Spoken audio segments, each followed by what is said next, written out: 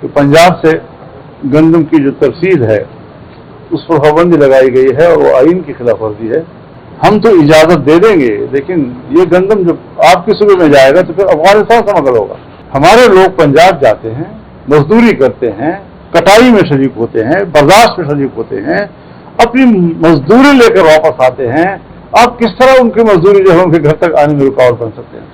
कि आप ही ने तो सरहद बंद की हुई है। जब अफगानिस्तान और पाकिस्तान के दरमियान सरहद ही बंद है तो फिर समझ में क्या तस्वर हो सकता है? इसी तरीके से जैसे कि चीफ मिनिस्टर साहब ने जिक्र भी किया कि पंजाब से गंदम की जो तरसील है उस पर पाबंदी लगाई गई है और वो आइन की खिलाफ वर्जी है। किसी ज़माने में जब मियां शहबाज शरीफ साहब सूबे के वज़ीर आला थे तो ये उस ज़माने से वतीरा चला आ रहा है। लेकिन जब हम उनसे शिकायत करते थे तो कहते थे कि जी हम तो इजाज़त दे देंगे, लेकिन ये गंदम जब आपके सूबे में जाएगा तो फिर अफगानिस्तान से नकल होगा, अफगानिस्तान से नकल होगा। हमने कहा कि नहीं, हमारे लोग पंजाब जाते हैं, मजदूरी करते हैं, कटाई में शरीक होते हैं, बर्दाश्त में शरीक होते हैं, अपनी मजदूरी लेकर वापस आते हैं। आप किस तरह उनकी मजदूरी जो है उनके घर तक आने में रुकावट बन सकते हैं? और आज हम कहते हैं उनको कि आप ही ने तो सरहद बंद की हुई है। जब अफगानिस्तान और पाकिस्तान के दरमियान सरहद ही बंद है तो फिर समझ में क्या तस्वर हो सकता है?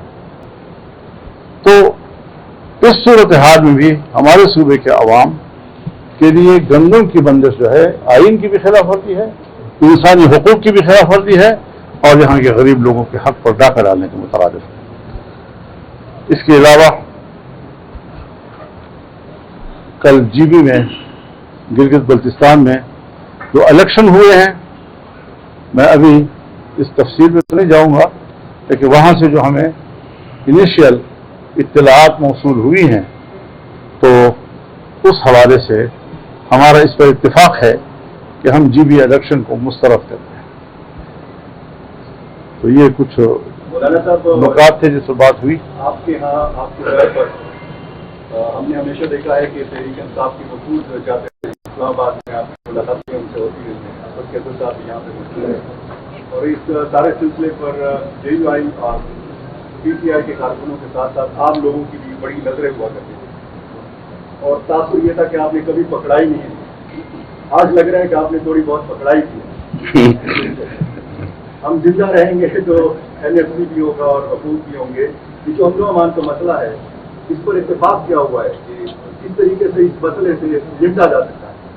देखिए, मैं अपनी बात कर लेता हूँ और मेरे ख्याल में यही हक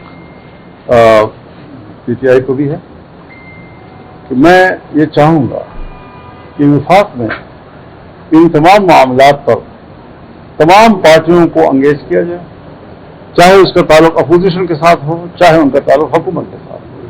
हम गवर्नमेंट की पार्टियों के साथ भी बात करना चाहेंगे और मैं ये चाहूँगा कि सूबाई हुकूमत भी यहाँ पर तमाम पार्टियों को अंगेज करें ताकि सूबे के हुकूक के लिए या मुल्क के मफादात के लिए हमारा एक कंसेंसस हो, इजमा हो और उस पर हुकूमत और अपोजिशन की सियासत हमें नहीं करनी, बल्कि हमने मुल्क की सियासत करनी है और हमने सूबे की सियासत करनी है ताकि सूबाई खुद मुख्तारी के हवाले से जो मेरे सूबे के हुकूक हैं उनके तहफ़्फ़ुज़ के लिए हम मिलकर काम कर सकें और विफाक की सतह पर हम तमाम पार्टियों के साथ राब्ता करके ये उमूर जो हमारे मुल्क के हैं और जिसको आज मुतनाज़ा बनाया जा रहा है उस पर हम यकजहती पैदा करने की कोशिश तो करें। मतलब ये बताएं कि जिन अमूर पर आप दोनों जमातों का या हुकूमत का इत्तेफाक हुआ है उसको आगे कैसे बढ़ाया जाएगा? क्या पार्लियामेंट की सतह पर होगा, पार्लियामेंट की सतह पर होगा, दोनों जमातों के दरमियान होगा और क्या दोनों जमातें सड़कों पर आ सकती हैं? देखिए, बात यह है कि हम जब बिस्मिल्लाह से बात शुरू करते हैं तो आप वन्नास पे खड़े होकर सवाल करते हैं। तो अभी कुछ तो सफर करने दे, आज हम बैठे हैं और अभी हम सिर्फ फाते में खड़े हैं। तो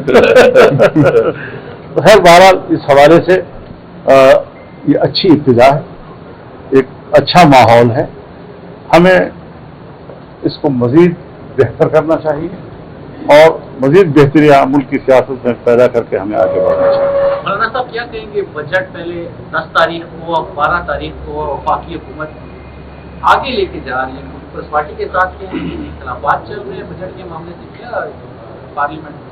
مطلب یہ حکومت کی ذمہ داری ہے. پہلے ہم سن رہے تھے 1 جون کو پیش ہو رہا ہے، پھر ہم سن رہے تھے 5 کو پیش ہو رہا ہے، پھر ہم سن رہے تھے 10 کو پیش ہو رہا ہے، آج آپ کہہ رہے ہیں 12 کو پیش ہو رہا ہے. اب اس میں حکومت کی کیا مجبوریاں ہیں اس کا ہمیں اطلاع نہیں ہے، لیکن بہرحال کچھ تو ہے. صاحب یہ بتائیں کہ ایک تو یہ جو بجٹ ہے صوبائی بجٹ کے حوالے سے کیا آپ بجٹ پیش کریں گے یا خان صاحب کی رہائی سے مشورہ کریں گے؟ ایک اہم نقطہ مولانا صاحب نے یہاں پر ذکر کیا کہ اتفاق ہوا ہے دینی مدارس کی رجسٹریشن کے حوالے سے قانون سازی.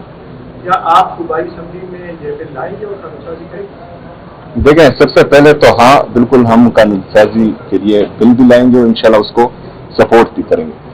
دوسری بات جو آپ نے کی ہے کہ دیکھیں یہ بجٹ جو ہے یہ خیبر پختونخوا کے لوگوں کا حق ہے.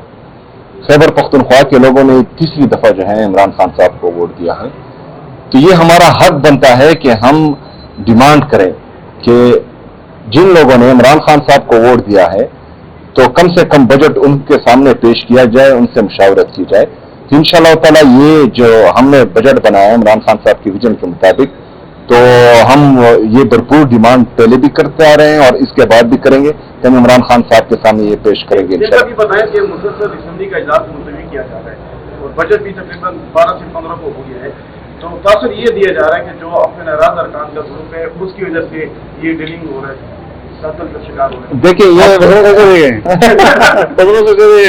یہ ہم جب چھوٹے تھے اور ہمارے والد صاحب باہر دنیا میں ہوتے تھے تو ہم یہاں سے کال کرتے تھے اور تھوڑا سا ناراضگی کا اظہار کرتے تھے، کیونکہ ہمیں پتا ہوتا تھا کہ وہ جب واپس آئیں گے اور تھوڑی ناراضگی کا اظہار کریں گے تو اپنے ساتھ کچھ لائیں گے. ہمارے جو مسلسل گندم کو روکا جا رہا ہے پنجاب کی حکومت کی طرف سے، اس پر بات چیت ہوئی.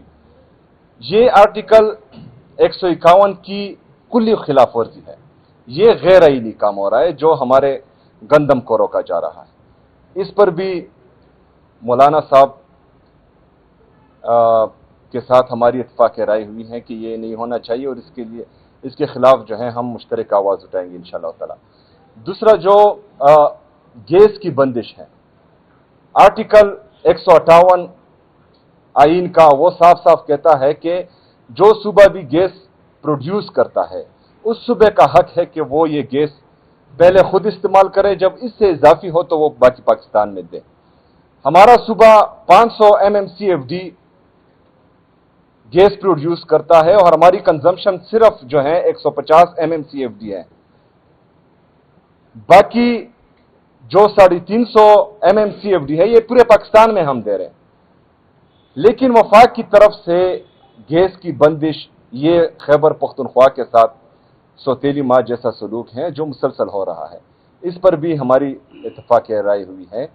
باقی جو ہمارے قبائلی اضلاع کے مسائل ہیں ان پر بھی ہماری تفصیلی بات چیت ہوئی، لیکن میں آگے چاہتا ہوں کہ مولانا صاحب جو ہیں اس کو آگے لے کر جائیں اور بات کریں. جی مولانا اعلیٰ صاحب کا اور ان کے وفد کا خیر مقدم کرتا ہوں اور شکر گزار ہوں کہ انہوں نے ہمارے جمعیت کے اس مرکز کو عزت بخشی.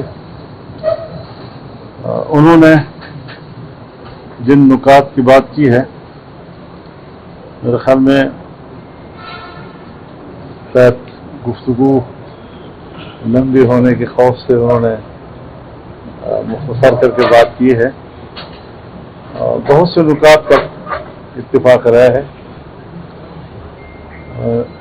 NFC ایوارڈ ایک خالصتاً ایک آئینی حق ہے صوبوں کا اور جس میں اضافہ تو ہو سکتا ہے لیکن کمی نہیں کی جا سکتی. یہ ایک صوبائی حق ہے جو پارلیمنٹ کے اتفاق رائے کے ساتھ تسلیم کیا گیا ہے. اس پر قسم قسم کا کوئی ہم اس کے خلاف کوئی اقدام کو قبول نہیں کر سکتے. ہم اس بات پر متفق ہیں کہ صوبائی حقوق، صوبائی خود مختاری یہ تمام صوبوں کو یقینی بنانا چاہیے اور ہر صوبے کے عوام اپنے مسائل کے خود مالک ہیں